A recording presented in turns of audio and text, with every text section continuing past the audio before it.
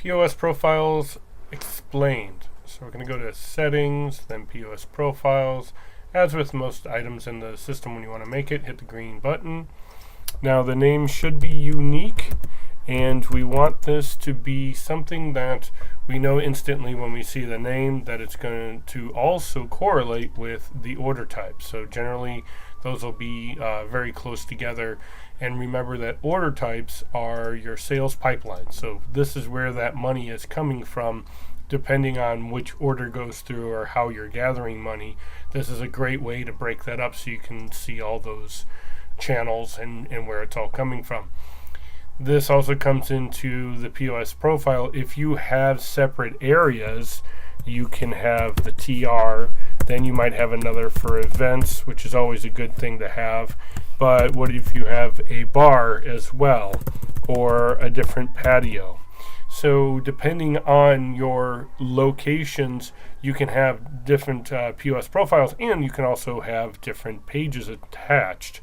So you can have different items on there depending on what you're offering each of those sections.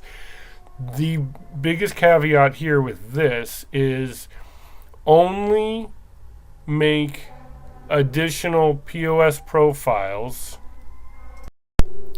if the iPads that are being used are not going to leave the area.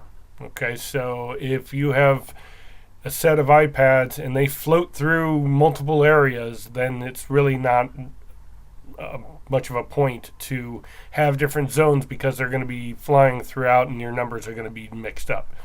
So, but if you have dedicated spaces, an upstairs, a downstairs, somewhere outside versus somewhere inside, and they are not going to move, then you can have different profiles and different order types.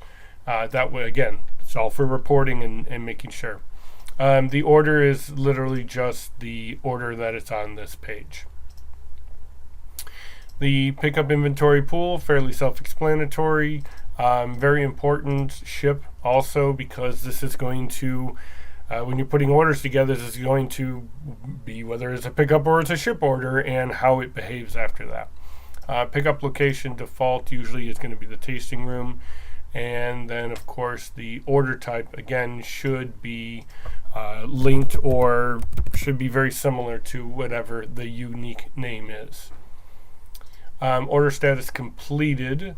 So in this case, so that it'll automatically mark orders as completed for you versus submitted, where you will have to complete them later. So this is a good idea, especially if it's a pickup. You want that completed right away. Ship orders will not complete until they are actually delivered. That completes it. So going to the documentation, you will see here, completed. We'll mark them as completed and capture the payment right away. And then you can do the submitted if that works for you.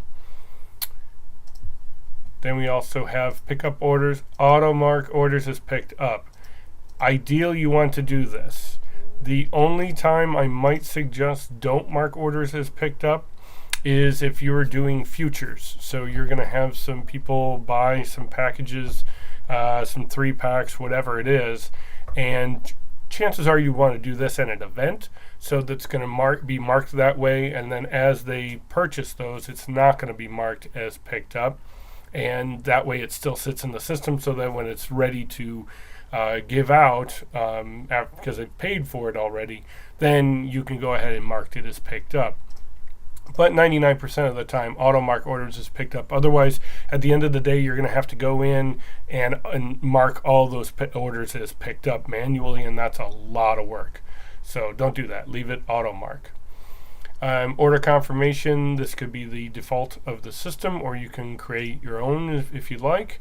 Definitely keep these on unless you have some weird niche reason not to, but this is really nice. Again, also auto in the system, that if it gets refunded, partially refunded, it's picked up. If it's full refund, no shipping required. So again, letting the system do the automation, do its job for you. Try to automate as much as possible, and that's when I get into the promos. No code, so it's always automatic as much as possible. Otherwise, you've got a lot more work on hand.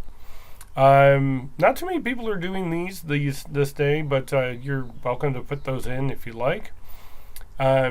require credit card signature, that's always great so that they have to sign for it. And if you're taking in tips, definitely suggest the combined tip and signature screen. That way it's not offensive where if it's separate screens, you got the tip right in front of you and then you get to sign. So it's all right there at their fingertips. And of course you can change the tip percentages down here. I've gotten questions like, can we automatically charge X amount of gratuity per order because people forget? And I would strongly caution against that. Just think about going out somewhere, and if they automatically charge you a 20% tip or even 15%, what if you didn't want to leave a tip? What if the service wasn't great? Now you would be even more upset that you get charged that tip. And then if I saw that, I'd be like, well, just refund the whole thing. I'm not going to pay for anything. So just be very careful. The biggest thing I can say, and I usually say this in the POS sections as well, is that if your staff are not getting tips, could be the clientele. That's very possible. It could be your area, what that is.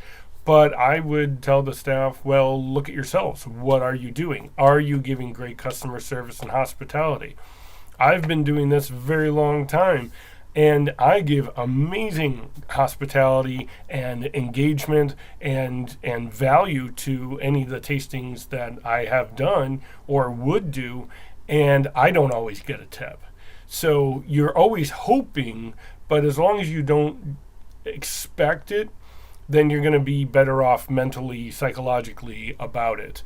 And for any of those people that are, always get bummed out, I didn't get a tip, look at yourself. What are you doing? And then if you're so focused on the tip, then how good are you at your service?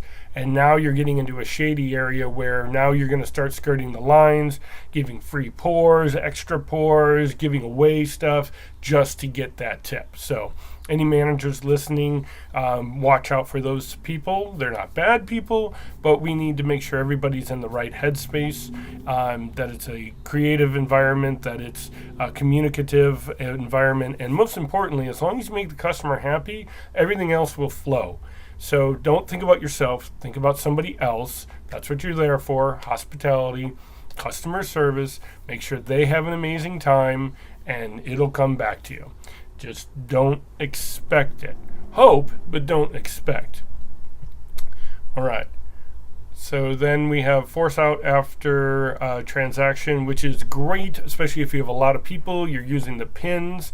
I can't tell you how many times people are, even in this day and age, are putting through an order and it goes under somebody else. That way it forces you to log out so that you have to put your pin in so that next order is under you. But then for staff members, when you open up an order, don't just put the iPad down. Either log out or put the order on hold at least, something along those lines, so that if you just leave it out, then somebody comes behind you and clears it out or does whatever, and then they're using the iPad that you've logged into, and now there's a big issue. So it's very easily mitigated. And what I always say is that always make sure that you have as many iPads as you do servers, and ideally a few extra, because, and I talk about this later in POS as well, is that what if you have a big table? You might need 2 or 3 iPads or more because of the fact that everybody's trying to leave at one time, and that's a big issue. So having multiple iPads, that reduces the bottleneck of everybody always waits till the last 5 minutes. Oh, we got to go. Okay, well, let's get some orders going, and that's going to take 10 or 15 minutes. So you can actually lose sales from the fact that you're waiting too long, or you don't have the ability to put out multiple iPads and therefore have multiple orders going at once. You can put prompt for additional order info. And what that will do is in the POS, basically it'll bring this section up at the end right before it closes, or allows you to get out of the order. And if you need to, you can put this in just as a double check for like the sales associate, if they've, just to double check that it's their name. Or if they need to change the order type, something along those lines. If you're not having a lot of issues with wrong order types or wrong associates, I wouldn't put that in. There's no point. It just slows you down. Of course, table seating, this is going to be over here and allow for start a table. So we have this instead of just starting off a table and possibly using a guest count or just using the flights as a counter. And then non-taxable setting as well for those states that are needing to use that. And we can see here that when enabled, users will be able to process orders without tax, as well as set the contact as a non-taxable contact. So we also, if you need to, definitely go to the documentation section of the for WineDirect so you can dive deeper into some of these details. Go up to your name, come down to documentation, and then you'll be able to search in there as well. All right. Now, that's pretty much it on putting that profile together. And then once you save it, now of course you have categories, or what I like to call pages, and we can put those in here, just edit, and we can add the ones that we want. And again, from the other video, you can arrange or move them into whatever order you want here, or you can create or delete ones in that one. Try to keep these as minimal as possible, and I do talk about this later on, but please, I have to say this again, do not put the same wine in multiple of the tabs of the pages, because it's really going to clutter up the system, and it's just a lot of work on the back end. All right, hope you enjoyed that. See you in the next.